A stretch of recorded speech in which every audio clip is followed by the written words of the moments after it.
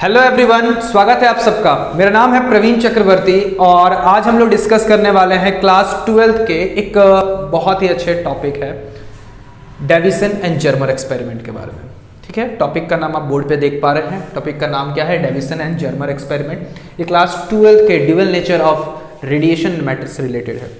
I hope कि आपको इस चीज़ में जो पास आउट बच्चे हैं, जो ड्रॉप आउट हैं, उनके लिए तो ये चीज़ बहुत ज़्यादा इंपॉर्टेंट नहीं रखती है, बट जो फिलहाल बोर्ड्स की तैयारी कर रहे हैं उनके पॉइंट ऑफ व्यू से, ठीक है, चाहे वो इंडिया के किसी भी कोने से बोर्ड की तैयारी करें, उनके लिए ये बहुत ही यूजफुल रहेगा। ठीक है, तो ये जो एक्सपेरिमेंट है ये क्या है?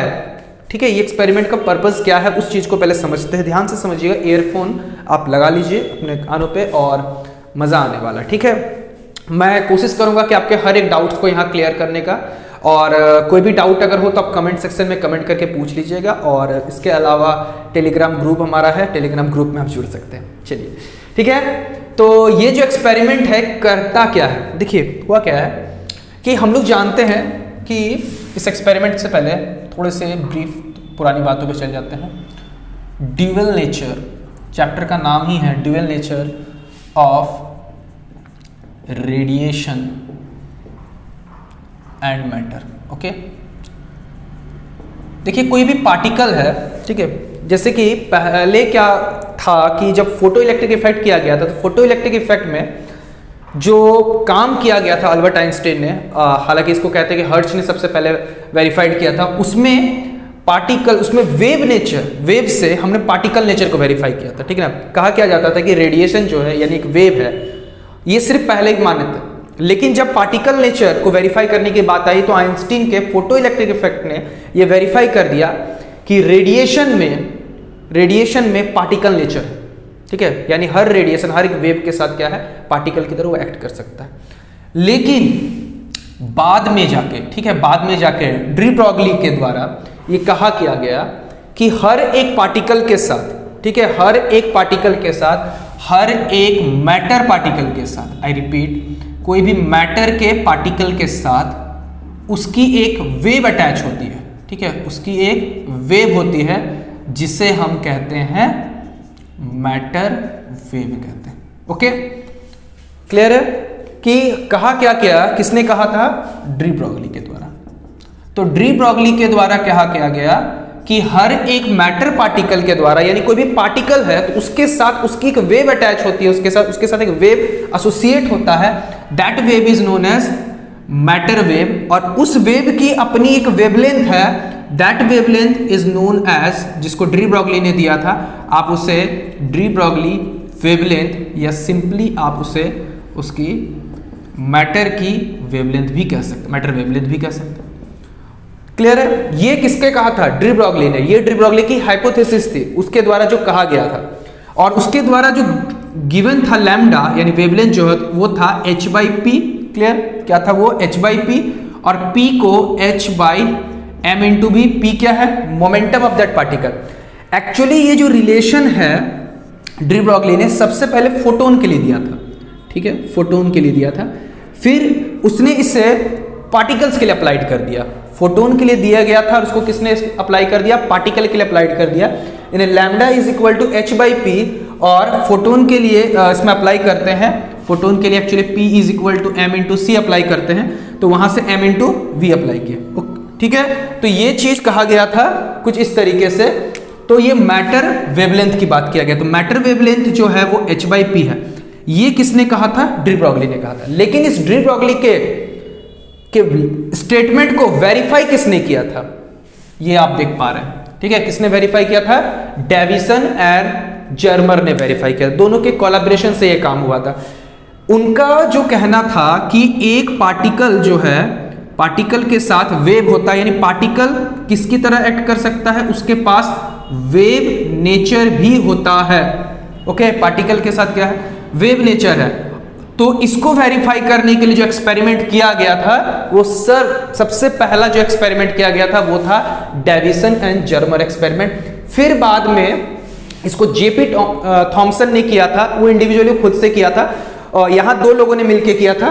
तो डेविसन और जर्मर का पहला अटेम्प्ट था 1927 में किया था। कब किया था? याद रखिएगा, ईयर कौन सा था? 1927 में किया था इस एक्सपेरिमेंट को। बाद में अकेले जेपी थॉमसन ने किया था, और 1937 के टाइम आई थिंक वो डेविसन और थॉमसन को, दोनों को कोलैबोरेशन, उनको 1937 में उन्होंने नोबेल प्राइज शेयर हुआ था उनके बीच में। ओके, तो ये एक थोड़ी सी हिस्ट्री थी, और इसका बैकग्राउंड समझना क्लियर था कि पार्टिकल जो है, पार्टिकल के साथ वेव अटैच होता है, यानी वेव नेचर होता है। वेव नेचर को पहली बार वेरीफाइड करने के लिए डेविसन एंड जर्मर का अटेम्प्ट था। और अगर इससे आपसे उल्टा पूछा जाता है, ठीक है, इसके उल्टा कि एक वेव के साथ पार्टिकल नेचर अटैच होता है, तो उसके लिए कौन सा एक्सपेरिमेंट था? फोटो इलेक्ट्रिक इफेक्ट किया गया था। ओके, तो हमें आज जो हमारा क्लास होने वाला है वो कोई इसी से रिलेटेड है, डेविसन है, जर्मर से रिलेटेड। क्लियर है? तो आप इसको अब हम लोग स्टार्ट करेंगे। ठीक है, जेपी थॉमसन का जो एक्सपेरिमेंट है वो हमें पढ़ना नहीं है, मेन जो एक्सपेरिमेंट है वो ये है। अगर आपको चाहिए जेपी थॉमसन का एक्सपेरिमेंट तो आप मुझे कमेंट बॉक्स में कमेंट करके बताइएगा, मैं उस पर भी एक वीडियो आपके लिए बना दूंगा। ठीक है, तो हम स्टार्ट करेंगे। सबसे पहले आप चाहे तो इसका स्क्रीनशॉट ले सकते हैं। तो आई होप कि आपने इसे समझा होगा अभी तक मैंने जो आपको बताया। अब आते हैं इस एक्सपेरिमेंट में क्या किया गया। देख सकते हैं आप इस एक्सपेरिमेंट में है क्या। सबसे पहला, इस एक्सपेरिमेंट में आप देख सकते हैं कि ये एक फिलामेंट है, ठीक है, जो टंगस्टन की होती है, और इसको एक एलटी या फिर सिर्फ एक बैटरी के साथ हमने कनेक्ट कर दिया। एलटी का मतलब लो टेंशन सोर्स होगा, लो टेंशन में कुछ एकदम छोटा सा बैटरी होगा, या फिर कुछ एक स्मॉल वोल्टेज देंगे, जिससे क्या होगा कि इसको वोल्टेज मिलेगा, ये हीट करेगा, यानी इसमें होगा थर्मियोनिक इमिशन। क्या होता है इसके अंदर? थर्मियोनिक इमिशन देखने को मिलता है। ओके, फिलामेंट जो होता है वो हीट होता है, ठीक है, और हीट होने के बाद क्या होता है कि वो हीट करने के कारण इलेक्ट्रॉन को इमिट करता है। ओके, और इलेक्ट्रॉन जो इमिट करता है तो यहां हीट के कारण से इमिट हो रहा है, that is known as thermionic emission. जब लाइट इंसिडेंट होता है, लाइट के कारण से जब इलेक्ट्रॉन्स इमिट होते हैं तो उसे हम कहते थे फोटो इलेक्ट्रिक इमिशन, लेकिन यहाँ हीट के कारण से होता है तो इसे हम लोग कहते हैं थर्मियोनिक इमिशन। और वहां से जो करंट जनरेट होगा, अगर मान लीजिए हीट के कारण से जो करंट जनरेट होगा, उसको कहते हैं थर्मियोनिक करंट के नाम से जानते हैं। ठीक है, और यहाँ एक फिलामेंट है, और ठीक इसके ऊपर में हम लोग एक बेरियम ऑक्साइड का या बेरियम क्लोराइड का एक लेयर लगा देते हैं, जिससे क्या होता है, उसका वर्क फंक्शन होता है लो। ठीक है, बेरियम का क्या होता है कि वर्क फंक्शन होता है लो, और बेरियम के वर्क फंक्शन लो होने के कारण से ये तुरंत हीट करके थोड़ी सी एनर्जी पे ही क्या होता है, इलेक्ट्रॉन्स क्या करता है, इमिट करने लगता है। तो यहां से बहुत आसानी से इलेक्ट्रॉन्स इमिट होने शुरू होते हैं। ठीक है, ये जो है, ये जो आप देख रहे हैं छोटा सा, ये एक कह सकते हैं कॉलीमेटर भी है, या फिर हम इसे कॉलीमेटर की तरह तो काम करते हैं, बट इसे जो ज्यादा अप्रोप्रिएट नाम जो दिया गया है वो है इलेक्ट्रॉन गन। ठीक है, इलेक्ट्रॉन गन आ गया, जिसे एक हमने हाई टेंशन सोर्स के साथ कनेक्ट किया। हाई टेंशन सोर्स का मतलब है यहाँ एक बहुत ज्यादा हाई वोल्टेज होगा, जिसको हम लोग एडजस्ट कर सकते हैं, और मेन यहाँ से डिसाइड हो जाता है कि आप 40 से लेकर कुछ एक रेंज में, सपोज करते हैं कोई भी एक रेंज होता है, ठीक है, हम मान के चलते, अभी बाद में इसके बारे में समझेंगे, एक रेंज में हम लोग इसमें दे सकते हैं, लेकिन रिलेटिवली इसके तुलना में ज्यादा देंगे। ठीक है, इलेक्ट्रॉन गन क्या करता है? सबसे पहले जाने कि इलेक्ट्रॉन गन क्या होता है, उसके बारे में बाद में समझेंगे। पहले समझिए कि इलेक्ट्रॉन गन का काम क्या है। कॉलीमेटर है, मतलब बीम ऑफ इलेक्ट्रॉन को स्कैटर्ड होने से बचाता है और एक लाइन में उसको देता है, और साथ साथ क्या करेगा, चलिए मैं बता ही देता हूं। इलेक्ट्रॉन गन यानी इलेक्ट्रॉन को high speed, high velocity accelerate करता, नाम ही है इलेक्ट्रॉन गन। यहां इलेक्ट्रॉन्स जो होते हैं कुछ फॉर्म में चलते, दैट वाइज हर बार उस सिस्टम के एक सिलेंड्रिकल बॉक्स टाइप का होता है, जिसके अंदर इलेक्ट्रॉन जाते ही उसकी स्पीड, जब वो बाहर निकलते उसकी स्पीड यहां से 100 टाइम्स ज्यादा हो जाती है। ओके, इलेक्ट्रॉन गन का काम क्या होता है। इसके बाद यहां से जो इलेक्ट्रॉन्स की गन निकली है, यानी इलेक्ट्रॉन्स की बीम जो कि बहुत ज्यादा हाई स्पीड से निकलती है, वो जाके किसको स्ट्राइक करती है, निकेल टारगेट, निकेल मेटल है उसको जाके स्ट्राइक करती है, और वहां से डिफ्रैक्शन देखने को मिलता है। और डिफ्रैक्शन होने के बाद जस्ट लाइक आपको पता है डिफ्रैक्शन क्या होता है, आपने पढ़ा होगा, वेव ऑप्टिक्स में पढ़ा होगा डिफ्रैक्शन से रिलेटेड। तो डिफ्रैक्शन, जब ब्रैग्स डिफ्रैक्शन लॉ उसी के जैसा है, तो वहां से डिफ्रैक्शन के बाद थीटा एंगल पे डिफ्रैक्ट हुआ, और डिफ्रैक्ट एंगल होने के बाद ये है डिफ्रैक्टेड इलेक्ट्रॉन बीम, देख सकते हैं, ये है निकेल टारगेट आप देख पा रहे हैं। और यहां एक मूवेबल कलेक्टर या फिर हम लोग कह सकते हैं ये एक डिटेक्टर है जो डिटेक्ट करेगा जो इलेक्ट्रॉन्स बीम को क्या कर रहा है। ये इस तरीके से इलेक्ट्रॉन की बीम निकल रही है, इलेक्ट्रॉन्स एक एक इलेक्ट्रॉन्स इस तरीके से डिस्क्रीट फॉर्म में निकल रहे हैं, और जाके यहाँ से हम लोग यहाँ पर मूवेबल कलेक्टर से, एक कलेक्टर है जो समझ लीजिए झोली है, जिस झोली से हम इलेक्ट्रॉन्स को क्या कर रहे हैं, कलेक्ट कर रहे हैं। कोई उधर से फेंक रहा है इस तरह से, इस तरह के, और वो क्या कर रहा है, कंटिन्यूसली कलेक्ट कर रहा है। यहाँ उसके ठीक बाद में उसी को, ये जो इंसिडेंट बीम हो रहा है, बीम ऑफ इलेक्ट्रॉन्स हो रहे हैं, उसी के बेस से वहाँ एक जो इंसिडेंट बीम के प्रोपोर्शनल गैल्वेनोमीटर में भी क्या देखने को, सेंसिटिविटी यानी कह सकते हैं डिफ्लेक्शन देखने को मिलता है। ओके, जब इलेक्ट्रॉन बीम जाके यहाँ कलेक्ट होता है तो उसकी जो सिग्नल तैयार होती है उसको हम लोग कहाँ भेज देते हैं, टू गैल्वेनोमीटर। आपको पता है गैल्वेनोमीटर क्या होता है? गैल्वेनोमीटर कह सकते हैं एक ऐसा डिवाइस है जिसपे करंट देते हैं, तो करंट देख के उसमें क्या देखने को मिलता है, डिफ्लेक्शन देखने को मिलता है। ठीक है, आपको ये पता होगा अच्छे से। वहां आपको पता होगा कि डिफ्लेक्शन जो होता है वो डायरेक्टली प्रोपोर्शनल टू करंट होता है। तो अगर हम इसमें इलेक्ट्रॉन बीम स्ट्राइक हुआ, इलेक्ट्रॉन्स को यहाँ कलेक्ट कर रहे हैं, अलग अलग एंगल पे कलेक्ट करेंगे, और हमको उस एंगल पे कलेक्ट करना है जिस एंगल पे मैक्सिमम डिफ्लेक्शन देखने को मिलेगा। अगर हम मैक्सिमम डिफ्लेक्शन देख रहे हैं तो इसका मतलब मैक्सिमम करंट जनरेट हुआ। ओके, और मैक्सिमम करंट अगर जनरेट हो रहा है तो इसका मतलब है कि करंट अगर ज्यादा जनरेट हुआ तो इंसिडेंट बीम ऑफ इलेक्ट्रॉन वो भी ज्यादा है, यानी ज्यादातर बीम इंटेंसिटी बढ़ रही है बीम की। ओके, तो हम उस डिफ्लेक्शन को देख के समझेंगे, उसकी स्टडी करेंगे और फिर एक कंक्लूजन निकालते हैं, और उस कंक्लूजन से क्या पाते हैं कि ब्रैग्स के डिफ्रैक्शन लॉ को लगाएंगे और वहां से एक वेवलेंथ निकालेंगे, और हमने अभी डी ब्रॉगली के द्वारा लगाया गया था, अगर वो दोनों मैच करते हैं तो इसका मतलब हमारा वेव नेचर जो होता है वो वेरीफाई होता है। ओके, हमारा वेव नेचर ऑफ लाइट क्या हो जाता है, वेरीफाई हो जाता है। क्लियर है? तो ये मैंने आपको सिर्फ समझाया है। ठीक है, आपको समझते, इसमें एक एक चीज को समझना है कि होता क्या है। समझिए इलेक्ट्रॉन गन क्या है। पहले तो एक एक काम समझते कि फिलामेंट है। मैंने अभी बताया कि फिलामेंट जब हीट होता है, ध्यान समझिएगा, ये अगर फिलामेंट है, टंगस्टन है, और इसके ऊपर कोटिंग है, जब इसको हीट दिया जाता है, जैसे ये इलेक्ट्रिसिटी पास होता है तो क्या होता है, हीट हो जाता है, क्योंकि इसकी रेसिस्टिविटी हाई होती है तो हीट होता है। हीट होने के साथ इसके वर्क फंक्शन कम होता है, तो इसके इलेक्ट्रॉन्स जो होते हैं वो छूट छूट के निकलने लगते हैं। ओके, इलेक्ट्रॉन्स क्या होते हैं, निकलने लगते हैं, यानी कि इलेक्ट्रॉन निकले तो सब जगह से बहुत तेजी से निकले, और उनकी वेलोसिटी लेकिन अभी कम है, क्योंकि बहुत सारा, ये तो एक्चुअली ऐसे भी लो ही है, तो ये बहुत ज़्यादा इलेक्ट्रॉन्स के पास वेलोसिटी है नहीं। लेकिन जब ये कॉलीमेटर में गया या इलेक्ट्रॉन बीम में गया, तो कॉलीमेटर क्या करता है, वो स्कैटर्ड जो हुए इलेक्ट्रॉन्स हैं उनको एक जगह इकट्ठा करने का काम करता है। ठीक है, एक जगह एक बीम में बनाता है। साथ साथ अब समझिएगा उस इलेक्ट्रॉन गन की कहानी। जैसे ये एक्चुअली होता है सिलेंड्रिकल, लेकिन वहाँ पर दिखाया गया इस तरीके से। जैसे सपोज कीजिए इलेक्ट्रॉन्स की लाइन आ रही है इस तरीके से। ठीक है, इलेक्ट्रॉन की लाइन आ रही है। आई होप कि आपको ये वाला दिख रहा होगा। दिख रहा होगा। चलिए देखिए, इलेक्ट्रॉन्स क्या हो रहा है, लगातार कंटिन्यूअसली इसके अंदर एंटर कर रहा है। इसके अंदर जो होता है, जैसे ही इलेक्ट्रॉन्स एंटर करते हैं, ठीक है, क्या होता है कि ये सीक्वेंस में कुछ इस तरीके से बटे होते हैं। इस तरीके से थोड़ा थोड़ा गैप होता है इसके अंदर, इलेक्ट्रॉन गन के अंदर में एक पॉजिटिव और एक पॉजिटिव, फिर इधर पॉजिटिव इधर नेगेटिव। ठीक है, क्या होता है कि इलेक्ट्रॉन्स पहले एक प्लेट की तरफ अट्रैक्ट होते हैं, तो जैसे अट्रैक्ट हुए, आप जानते हैं इलेक्ट्रोस्टैट्स में F बराबर QE होता है, फोर्स लगा, तो इलेक्ट्रॉन्स पे फोर्स लगा, QE से अट्रैक्ट हुए, यानी F बराबर MA QE, A बराबर QE बाई M, ये होता है। यानी इलेक्ट्रॉन एक बार इस रीजन से गुजरते हैं तो पहली बार एक्सेलरेट होते हैं, फिर थोड़ा सा यहाँ गैप आता है, फिर से वो उस रीजन में एंटर करता है, फिर से जहाँ इलेक्ट्रिक फील्ड होता है, फिर से यहाँ एक्सेलरेट होता है, फिर से यहाँ एक्सेलरेट होता है, फिर से यहाँ एक्सेलरेट, तो कंटिन्यूअसली इलेक्ट्रॉन्स जो है इलेक्ट्रॉन गन के अंदर एक्सेलरेट होते रहते हैं। फिर से समझिएगा, इलेक्ट्रॉन गन के अंदर रीजन्स बटे होते हैं। आप वहां पर एक पॉजिटिव नेगेटिव, पॉजिटिव यहाँ पर थोड़ा सा खाली जगह रहता है पहले, फिर पॉजिटिव फिर नेगेटिव, तो इलेक्ट्रॉन्स लगातार क्या हो रहे हैं, इसके अंदर एक्सेलरेट होते चल रहे हैं। हर बार जब इस रीजन में होंगे तो वो एक्सेलरेट नहीं होगा, लेकिन जैसे वो इस रीजन में एंटर करते हैं एक्सेलरेट होते जाते हैं। इन दैट वे हर बार जब वो एंटर करते हैं, ठीक है, हर बार जब वो एंटर करते हैं तो उनकी स्पीड जो होती है, उनकी जो वेलोसिटी है, स्पीड नहीं बोलेंगे, वेलोसिटी यहाँ एक लाइन में है, वो इंक्रीज करके आती है। तो वहाँ इलेक्ट्रॉन्स की स्पीड 1000 100 टाइम्स भी बहुत ज़्यादा हाईली स्पीड इलेक्ट्रॉन्स हो जाते हैं। ठीक है, अब आगे का फेनोमेना क्या हुआ कि यहाँ जाके वो मेटल को स्ट्राइक किया, ठीक है, वहाँ पर निकेल टारगेट को जाके स्ट्राइक किया है।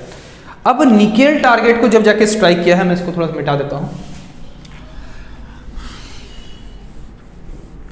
निकेल में है क्या, देखिए निकेल क्या है, क्रिस्टल है, और क्रिस्टल के जो एटम्स होते हैं, ठीक है, आपको पता होगा कि सॉलिड स्टेट फिजिक्स में आपने पढ़ा होगा कि क्रिस्टल्स के जो एटम होते हैं वो रेगुलर वे में क्लोजली पैक्ड होते हैं और अरेंज्ड होते हैं, और एटम्स रीच होते हैं। तो अगर यहाँ बात करते हो निकेल टारगेट पे जब स्ट्राइक करता है, यहाँ पर हम निकेल्स के एटम को बना रहे हैं, ठीक है।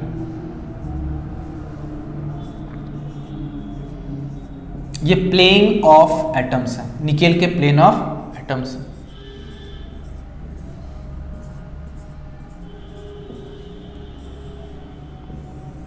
अब क्या हुआ, यहां से वो बीम ऑफ इलेक्ट्रॉन्स आके स्ट्राइक किए, ठीक उसी तरीके से इस पे स्ट्राइक किए, और यहां से यहां एक एंगल बनाया है थीटा। सिमिलरली थीटा यहां बनाया है, यहां थीटा क्या है,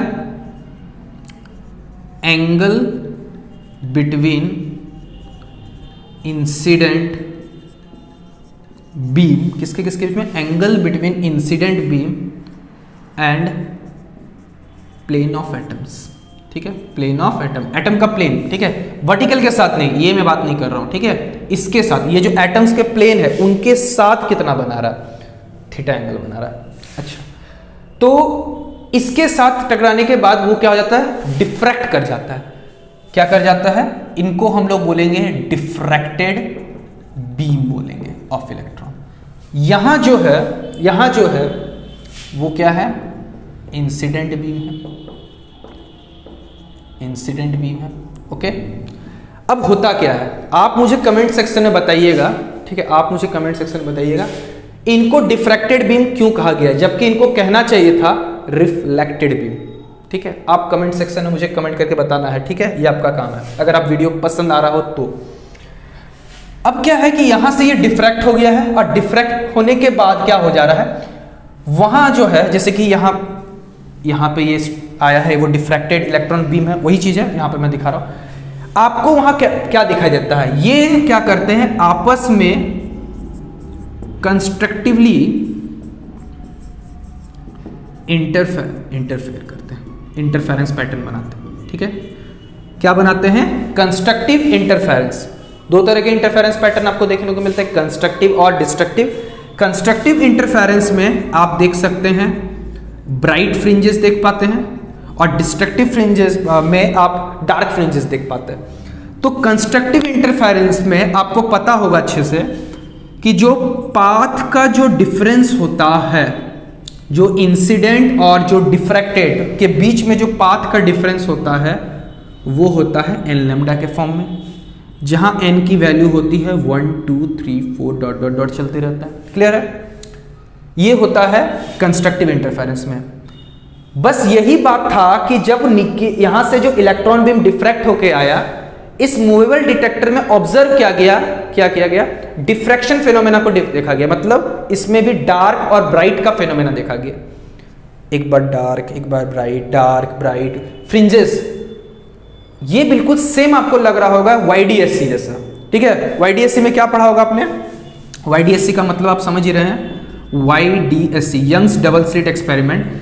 YDSC में भी बिल्कुल ऐसा ही था कि वहां पर कंसेक्यूटिवली डार्क ब्राइट का पैटर्न देखने को मिला। डार्क ब्राइट और डार्क लगातार इस तरीके जो सीक्वेंस दिखाई देते थे अल्टरनेट पोजीशन पे, वो किसको वेरीफाई करता था, वेव नेचर को वेरीफाई करता था। यहां भी अगर आप देख पा रहे हैं, यहां भी आपको डार्क और ब्राइट के फ्रिंजेस देखने को मिलेंगे। इसका मतलब यह है कि इलेक्ट्रॉन्स बीम पार्टिकल तो है, साथ साथ क्या है, उनमें वेव नेचर भी है, उनमें क्या है, वेव नेचर भी है। यही वेव नेचर को वेरीफाई करने का था कि डेविसन एंड जर्मर ने सबसे पहला वेव नेचर को वेरीफाई किया था। तो ये वेव नेचर को, जो फ्रिंजेस के पैटर्न दिखाई दिए डार्क और ब्राइट के, कंस्ट्रक्टिव और डिस्ट्रक्टिव इंटरफेरेंस का दिखाई दिया, that's verify the wave nature of light, okay. But इसके बाद भी अभी और भी इसमें बातें हैं, मैं और भी इस चीज को समझते हैं यहाँ पर, किस तरीके से बीम ऑफ इलेक्ट्रॉन आए और ये कलेक्टर कलेक्ट हुआ, मैक्सिमम किसी एंगल पे मिलेगा, ठीक है, और मिनिमम मैक्सिमम मिनिमम की बात नहीं कर रहे हैं, जैसे कि मिनिमम भी हो सकता है, जैसे कि अगर हम इसको एंगल को घटाते चलेंगे तो एक अलग अलग हल, जिस तरह देखिए यहां से समझिएगा कि इस तरीके से आ रहा है, कुछ बीम यहाँ भी आ रहे हैं, कुछ बीम यहाँ भी आ गए, ऐसे थोड़ी कि वहाँ टकराने के बाद केवल एक ही पैटर्न में एक ही साइड में आएंगे या एक ही आ रहे होंगे, नहीं, ऐसा बात नहीं है कि आ तो इधर भी रहेगा, लेकिन हमें क्या देखना है, उस चीज को डिटेक्ट करना है जहां पर डिफ्लेक्शन ऑफ द गैल्वेनोमीटर क्या मिले, मैक्सिमम मिले, जहां पर intensity of the incident beam क्या हो जाए, मैक्सिमम हो जाए, इन नंबर ऑफ ज्यादा इलेक्ट्रॉन्स उस डायरेक्शन में आ रहे थे, ये वो डायरेक्शन है, थीटा क्या होना चाहिए, मैक्सिमम होना चाहिए। क्लियर है? तो इसको एक्सपेरिमेंटली किया गया था। खैर हम लोग इस चीज पे फिर से लौटते हैं। ये इंसिडेंट बीम है, ये क्या है, डिफ्रैक्टेड बीम है। पाथ डिफरेंस कितना होना चाहिए, एन लैम्डा का होना चाहिए, और पाथ डिफरेंस को अगर हम लोग डेल से डिनोट करते हैं तो उसका हो गया एन लैम्डा का पैटर्न होना चाहिए। और यहां पर हम लोग लगाएंगे, ठीक है, ब्रैग्स ने यहां पर एक एक्सपेरिमेंट किया था, ध्यान समझिएगा। ये जो आप देख पा रहे हैं, ये काम किसने किया था, ब्रैग्स का एक डिफ्रैक्शन का लॉ आता है, उसने सेम टू सेम एक्सपेरिमेंट किया था, बट उसने एक्सरे बीम के साथ किया था, एक्सरे लाइट के साथ। उसने भी निकेल के एटम्स के ऊपर में इंसिडेंट एक्सरे डाला था, उसने भी इंटरफेरेंस पैटर्न देखा था, और वहां से एक इंपॉर्टेंट फॉर्मूला निकल के सामने आया था, जिसको कहा जाता फेमस है ब्रैग्स डिफ्रैक्शन लॉ कहा जाता है। ब्रैग्स डिफ्रैक्शन लॉ क्या कहता है कि 2d साइन थीटा बराबर होता है एन लैम्डा के फॉर्म में होता है, ठीक है, वो किसके फॉर्म में होता है, एन लैम्डा के फॉर्म में होता है, ये ब्रैग्स का कहना था, ठीक है। इसको हम लोग चाहे तो अभी डिड्यूस भी कर सकते हैं, वहां डी क्या है, एन लैम्डा तो समझ में आ रहा होगा, जो आपको दिखा दे पाथ डिफरेंस, ठीक है। कंस्ट्रक्टिव इंटरफेरेंस के लिए जो पाथ डिफरेंस है वो क्या होना चाहिए, 2d साइन थीटा बराबर एन लैम्डा। ओके, अब मैं इसको थोड़ा सा मिटा रहा हूं ताकि आपको समझा सकूं। अब समझते हैं, ठीक है। देखिए यहां क्या है कि d क्या है, ठीक है, इसको भी मिटा देते हैं, ज्यादा बेटर रहेगा। देखिए यहां d क्या है, d क्या है, इसको कह रहे हैं हम लोग इंटर प्लेनर स्पेस, ठीक है। एक प्लेन का दूसरे प्लेन के साथ स्पेस, मतलब क्या है, ये इसको डी बोल, एक प्लेन का इसको डी कह रहे, इसको डी कह रहे, ठीक है। एक प्लेन का दूसरे प्लेन के साथ सेपरेशन को कहेंगे डी, ठीक है। अब देखिए समझिए, यहां से लाइट कुछ इस तरीके से हुआ, वो उस तरीके से चला गया। ये जो है ये है इंसिडेंट। अगर हम यहां से एक नॉर्मल ड्रॉ करते हैं, यहां से भी एक नॉर्मल ड्रॉ करते हैं, तो अगर इसका नाम ए बी और इस पॉइंट का नाम सपोज ओ ही दे देते हैं, इस पॉइंट का नाम सी दे देते हैं, तो ये देखिए ये जो B two O two B है, ओ बी क्या है, इंसिडेंट एक लाइट, ये इंसिडेंट हुआ एक लाइट, यहां तक तो दोनों सेम है, ये इंसिडेंट लाइट के बीच का पाथ डिफरेंस हो गया दो प्लेन्स के बीच में। यहां से जो गया सेम सेपरेशन ओ बी और ओ सी जो है वो डिफ्रैक्टेड लाइट के बीच का हो गया, यानी जो टोटल आया दोनों के पाथ में कुछ डिफरेंस आ रहा है, इधर से भी कुछ डिफरेंस आ रहा है, इधर से भी कुछ डिफरेंस आया, तो जो टोटल पाथ का डिफरेंस आ रहा है दोनों के बीच में, टोटल पाथ का जो डिफरेंस आ रहा है वो OB प्लस OC आ रहा है, यानी 2 टाइम्स ऑफ OB हम लोग कह सकते हैं कि नहीं, दोनों ही सेम है क्योंकि इधर भी जितना है उधर भी उतना है, ठीक है। तो 2 टाइम्स ऑफ OB के बराबर है, क्लियर है। और दोनों जाके कंस्ट्रक्टिवली इंटरफेयर कर रहे हैं, ओके, कंस्ट्रक्टिवली इंटरफेयर कर। अब कितना होगा इसको कुछ वैल्यू से निकालते, इसको डी के टर्म में रखने की कोशिश करो। अगर मैं इस वाले ट्रायंगल को यहां बनाता हूं जिस तरीके से लिख, यहां थीटा है, देखिए यहां थीटा है, तो ऑटोमेटिक जो हो जाएगा यहाँ पर ये हो जाएगा 90 माइनस थीटा, यहाँ हो जाएगा थीटा, ये आपका A था, ये आपका B था और ये आपका O था, ठीक है। तो अगर हम लोग साइन थीटा निकालने की कोशिश करते हैं, तो ये अगर थीटा है तो परपेंडिकुलर यानी OB बाई OA, तो sine theta is equal to OB जो है हमें नहीं पता है, लेकिन जो OA है, OA जो है वो आपका D के बराबर है, that means OB is equal to D sine theta हो जाएगा, ठीक है। OB किसके बराबर आ जाएगा, D साइन थीटा के बराबर। तो जो पाथ का डिफरेंस हो जाएगा वो हो जाएगा 2D साइन थीटा, ओके। क्या हो जाने वाला है, 2D साइन थीटा के टर्म में होने वाला। और अभी हमने तुरंत पढ़ा है कि कंस्ट्रक्टिव इंटरफेरेंस के लिए, फॉर कंस्ट्रक्टिव इंटरफेरेंस के लिए क्या होना चाहिए, पाथ डिफरेंस क्या होना चाहिए, एन लैम्डा, यानी 2D साइन थीटा बराबर क्या होना चाहिए, एन लैम्डा आना चाहिए, क्लियर है। यही कहा था ना ब्रैग्स ने, इसी को कहते हैं ब्रैग्स डिफ्रैक्शन लॉ या एक्सरे डिफ्रैक्शन लॉ भी कह सकते हैं, जो ब्रैग्स ने किया था। देखिए ब्रैग्स के डिफ्रैक्शन लॉ का एक और फॉर्मेट भी होता है, ठीक है, मैं वो भी बता देता हूं आपको। उसका फॉर्मूला होता है 2k.g + g², ठीक है, ये भी एक फॉर्म होता है। कहां से है, क्या है भाई, जी क्या है, के होता है इंसिडेंट बीम का से रिलेटेड है, जी क्या होता है रेसिप्रोकल लैटिस वेक्टर बोलते हैं, इंसिडेंट बीम यहाँ डायरेक्ट लैटिस वेक्टर्स बोलते हैं इसको, जो कि आपको बाद में पढ़ने मिलेगा। बहुत अच्छी अच्छी बुक है, विली पब्लिकेशन की बुक आती है, ठीक है, उन सब बुक में पढ़ने मिलेगा, लेकिन अभी उन सब चीज़ों पे नहीं जाएंगे। ये एक अलग फॉर्म है, ये भी ब्रैग्स डिफ्रैक्शन लॉ है, ये भी ब्रैग्स डिफ्रैक्शन लॉ है, बट इस पे हम लोग चर्चा बिल्कुल भी नहीं करने वाले। क्लियर है, इसको बाद में आप पढ़ने मिलेगा। तो आई होप कि आपको यहाँ तक समझ में आ गया होगा। तब तक आप इसकी स्क्रीनशॉट ले सकते हैं, उसके बाद हम और आगे चर्चा करेंगे। तो आई होप कि आपको यहाँ तक सारी बातें समझ में आ गई होगी। तो अब है समझते हैं आगे क्या किया गया था। देखिए ब्रैग्स के डिफ्रैक्शन लॉ से हमने क्या पाया कि 2d sin थीटा बराबर n लैम्डा, जहां n की वैल्यू 1 2 3 4 हो सकती है। अगर n की वैल्यू को हम 1 रखते हैं, ठीक है, तो इसको कहते हैं फर्स्ट ऑर्डर मैक्सिमा, ठीक है, क्या कहते हैं इसको, फर्स्ट ऑर्डर मैक्सिमा कहेंगे। तो 2d sin थीटा बराबर आपको क्या दिखेगा, लैम्डा दिखेगा। उसी तरह n की वैल्यू अगर 2 रखेंगे तो second order maxima, third order maxima, इस तरह चलते रहेगा। तो डेविसन और जर्मर का क्या कहना था कि अगर आप निकेल लेते हैं और निकेल के लिए जब थीटा की वैल्यू 50 डिग्री और d जो है कुछ स्पेसिफाइड वैल्यू होगी, ठीक है, d के निकेल के लिए वो इंटरमोलिकुलर जो इंटरप्लैनेट सेपरेशन है वो फिक्स होती है, ठीक है, वो आप बुक से उठा के देख सकते हैं। 2 जानते हैं, d जानते हैं, थीटा जानते हैं, तो लैम्डा कैलकुलेट हो जाएगा, कोई बड़ी बात नहीं है, लैम्डा कैलकुलेट किया गया था।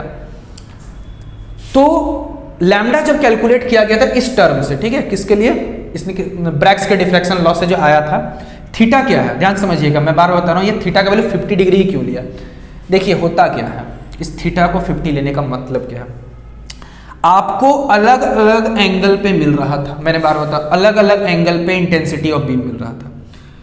थीटा वो एंगल है, थीटा वो एंगल है जिस एंगल पे इंटेंसिटी ऑफ इंसिडेंट बीम, ठीक है, इंटेंसिटी ऑफ इंसिडेंट बीम क्या मिल जाएगा, मैक्सिमम मिल जाएगा, और गैल्वेनोमीटर में मैक्सिमम डिफ्लेक्शन मिलेगा।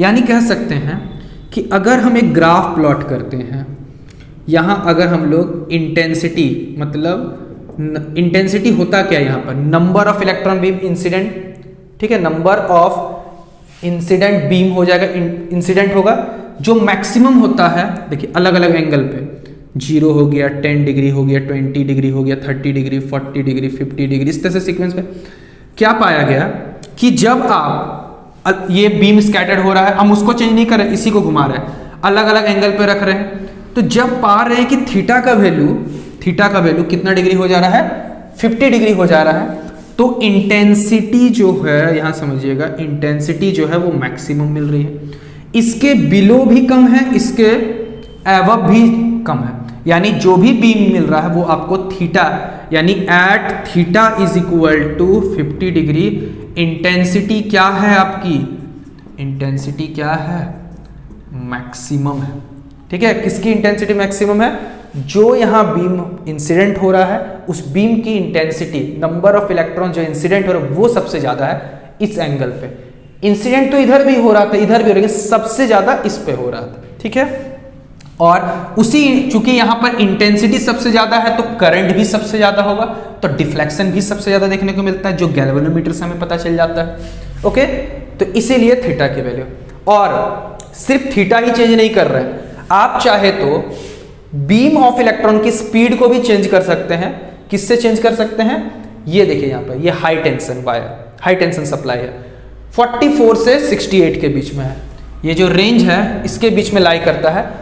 तो आप इलेक्ट्रॉन गन्स में अप्लाइड पोटेंशियल देके इलेक्ट्रॉन्स को एक्सेलरेट कर रहे थे, आप इसमें वेरी करवाएंगे वोल्टेज, तो इसमें अलग अलग वोल्टेज पे, अलग अलग एंगल पे, अलग अलग वोल्टेज, मैं रिपीट, अलग अलग वोल्टेज पे, अलग अलग एंगल पे इंटेंसिटी अलग अलग मिलेगी। यहां जो आपको मिल रहा था 50 पे डिग्री पे, वो कितना वोल्टेज था, at V is equal to 54 volt, ठीक है, 54 वोल्ट के आसपास कुछ ऐसा ही था। ठीक है, तो जब यहां से कैलकुलेट किया गया, इस जगह से लैम्डा कैलकुलेट किया गया और डी ब्रॉगली के द्वारा लैम्डा बराबर h/p है और h/p को आप चाहे तो इस तरीके से लिख सकते थे 2, ठीक है, 2m k के बराबर लिख सकते हैं। ओके, तो जब आप इस चीज को लिख सकते हैं तो k की जो होती है, k क्या होता है, काइनेटिक एनर्जी, और काइनेटिक एनर्जी जो होता है वो होता है E इंटू बी, इलेक्ट्रॉन की चार्ज ऑफ इलेक्ट्रॉन, अभी क्या है, अप्लाइड पोटेंशियल। तो पोटेंशियल यहाँ पर 54 है, यहाँ जब इस चीज की 2m E इंटू वी, तो आप जानते हैं मास ऑफ इलेक्ट्रॉन भी जानते हैं कितना होता है, कमेंट सेक्शन में बताइएगा। चार्ज ऑफ इलेक्ट्रॉन भी जानते हैं, वोल्टेज भी हमने दे दिया था इस पोटेंशियल पे। यहां से जब लैम्डा कैलकुलेट किया गया और यहां से जो लैम्डा कैलकुलेट किया, लगभग दोनों सेम आए थे। ठीक है, लगभग दोनों सेम आए थे, कुछ नैनोमीटर के रेंज में है। आप रेफरेंस के तौर पे एनसीईआरटी के डेटा उठाएंगे। ठीक है, किसकी डेटा उठाएंगे, यहां से एनसीईआरटी की डेटा बुक को उठाएंगे। ठीक है, तो आई होप कि यहां तक आपको समझ में आ गया होगा। यहाँ जो डेटा मुझे याद आ रहा है वो आई थिंक 0.167 भी था और यहाँ पर भी 0.167 नैनोमीटर के रेंज में आ रहा था। ये दोनों ही 167 या 168 के आसपास ही कुछ मिलता है, तो ये दोनों ही सेम है। यानी वेव नेचर से जो मिला और डी ब्रॉगली के द्वारा जो हाइपोथेसिस किया गया था, दोनों ही मैच कर गया। यही तो रिजल्ट कह रहा था कि डी ब्रॉगली के द्वारा जो कहा गया था एक मैटर के साथ वेव अटैच होता है, वेव की जो वेवलेंथ है, और जो बाद में जो डेविसन जर्मर ने करके दिखाया कि इलेक्ट्रॉन बीम में भी क्या है, वेव नेचर है, उसमें भी इंटरफेरेंस देखने को मिलता है, उसमें भी डिफ्रैक्शन देखने को मिलता है, उससे भी जो लैम्डा निकल के सामने आ रहा है, दोनों ही आपस में मैच कर रहे हैं। इसीलिए हमारा जो है वो वेव नेचर क्या होता है, वेव नेचर क्या होता है, वेरीफाइड हो जाता है। ठीक है, वेव नेचर क्या हो जाता है, वेरीफाइड हो जाता है। तो यहां तक आपको आई थिंक समझ में आया। कोई भी दिक्कत हो तो कमेंट सेक्शन में कमेंट करके आप मुझसे पूछ सकते हैं। तो आई होप कि आपको यहां तक सारी बातें समझ में आ गई होगी। मैं देखिए पूरा डेटा यूज नहीं कर रहा हूं। ठीक है, यहां मैंने देखिए सब कुछ अगर मैं ही करा दूं तो फिर आप किस लिए हैं, सब अगर यूट्यूब में ही आपको अवेलेबल हो जाएगा तो यूट्यूब से पढ़ने का मतलब क्या है कि आप पढ़ बहुत अच्छे से रहे हैं। बट ऑनेस्टली अगर बोलने की बात है कि आपको बुक प्रेफर करने पड़ेंगे। बुक से पढ़िए, पहले पढ़िए, फिर आप यूट्यूब पे आइए। यहाँ हमारा सिस्टम थोड़ा उल्टा है, पहले यूट्यूब देखेंगे फिर बुक्स की प्रेफर करेंगे। तो जो भी है, यहाँ से जो लैम्डा कैलकुलेट हुआ वो 0.167 नैनोमीटर है। यहाँ से भी लगभग सेम ही आता है, दोनों रिजल्ट सेम आते हैं। बाकी डेटा जो भी है इस तरीके से आप वेरीफाइड हो जाता है वेव नेचर। देखिए ये जो था, ये जो एक्सपेरिमेंट था, सिर्फ वेरीफाई तो हो गया, यानी एक एक्सीलेंट आर्ग्यूमेंट था किसके लिए, कि हाँ इलेक्ट्रॉन्स भी वेव नेचर को शो करते हैं। ठीक है, यहाँ क्वांटम मैकेनिक्स के थ्योरीज बहुत अच्छे से स्टैब्लिश्ड हो जा रहे थे। इससे जो बात निकल के सामने आया डेविसन और जर्मर और बाद में जीपी थॉमसन के द्वारा जो किया गया था एक्सपेरिमेंट, सेम कि electron beam is act like a wave particles, उनमें भी वेव नेचर हो सकता है, वेव की तरह एक्ट करते हैं। वहां से एक बहुत ही अच्छा इलेक्ट्रॉन माइक्रोस्कोप की बात सामने निकल के सामने आई। किसकी बात निकल के सामने आई? इलेक्ट्रॉन माइक्रोस्कोप की बात निकल के। इलेक्ट्रॉन माइक्रोस्कोप क्या है? ये बेटर है किसके तुलना में? Optical microscope, like simple microscope और कंपाउंड माइक्रोस्कोप। इलेक्ट्रॉन माइक्रोस्कोप के मदद से हम लोग क्या है कि इलेक्ट्रॉन्स को वेव की तरह ट्रीट कर लेते हैं और बहुत स्मॉलर से स्मॉलर चीजों को देखा जा सकता है। कितना स्मॉलर आप नाम से ही समझ सकते हैं। तो इलेक्ट्रॉन यानी कह सकते हैं कि मॉडर्न साइंस को अगर डेवलप करवाने का है, ये एक्सपेरिमेंट अपने आप में एक मील का पत्थर साबित हो गई, क्योंकि इस एक्सपेरिमेंट के थ्रू हमें पता चल गया कि हाँ एक बीम ऑफ इलेक्ट्रॉन भी क्या है, वेव की तरह एक्ट कर सकता है। ठीक है, और उसकी वेवलेंथ भी क्या है, lambda is equal to h/p, जहां मास हो, यहाँ पे इलेक्ट्रॉन बीम की बात कर रहे हैं। ठीक है, अब वो सिंगल इलेक्ट्रॉन के लिए भी उतना ही वैलिड है जितना कि बहुत सारे बीम ऑफ इलेक्ट्रॉन के लिए भी। क्लियर है? तो आई होप कि आपको ये एक्सपेरिमेंट बहुत अच्छे से समझ में आ गया होगा। कोई भी डाउट है तो मैं बार बार बोल रहा हूँ, कमेंट सेक्शन में कमेंट करके पूछ सकते हैं। ठीक है, चलिए अब आगे मिलेंगे आगे के लेक्चर्स में। तब तक के लिए पढ़ते रहिए, मस्त रहिए और व्यस्त रहिए। Thank you.